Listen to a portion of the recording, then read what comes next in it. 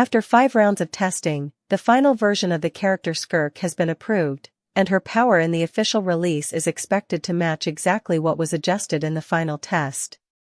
So now is a great time to give clear advice on whether it's worth pulling for her or not. I'll try here to focus purely on the facts and give precise recommendations on how to get the highest value when pulling for Skirk.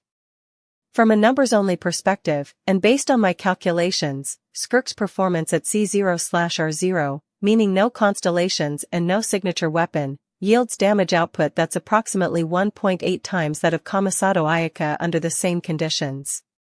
However, the catch is that Skirk is limited to team compositions that rely only on hydro and cryo elements. Ayaka, on the other hand, can trigger melt reactions, which means the actual performance gap in practice is closer to just 1.5 or 1.6 times. In real combat, using Skirk feels smoother than Ayaka.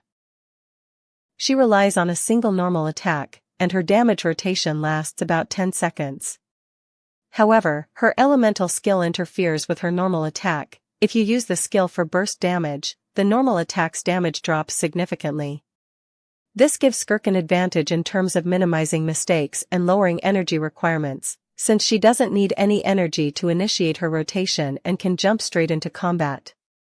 The ceiling of Skirk's power through constellations, talents/upgrades, isn't particularly high, so C0/R0 or C1/R0 are the most efficient investment options. Higher constellations don't offer much value, and Skirk can't trigger reactions like Melt or Hyperbloom, which limits her ability to multiply damage.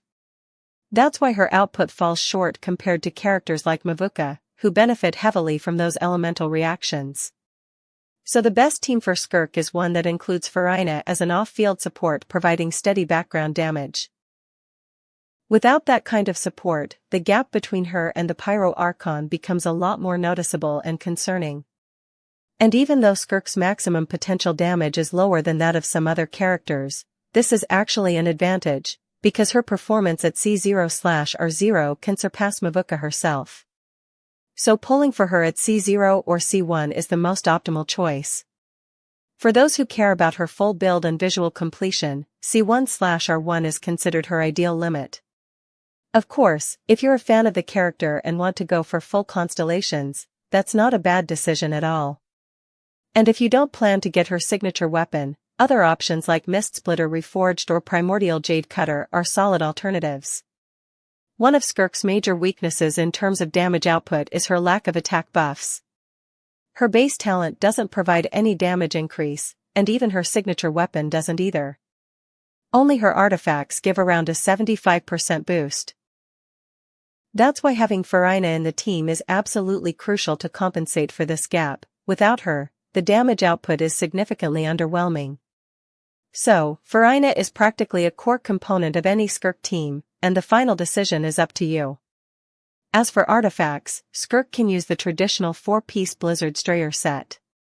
There's no real need to farm the new set, especially since it's hard to fully build it in a short time. So sticking with the classic Blizzard Strayer set is a reliable choice for optimal performance.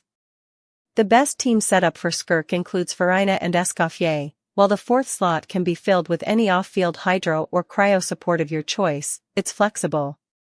However, it's important to note that this hydro-cryo-focused setup makes Skirk struggle against enemies with cryo resistance or cryo shields, and the same goes for hydro-resistant or hydro-shielded enemies, which can make fights much more difficult. On the other hand, when facing enemies covered in pyro, Skirk's damage becomes absolutely insane and feels almost unnatural.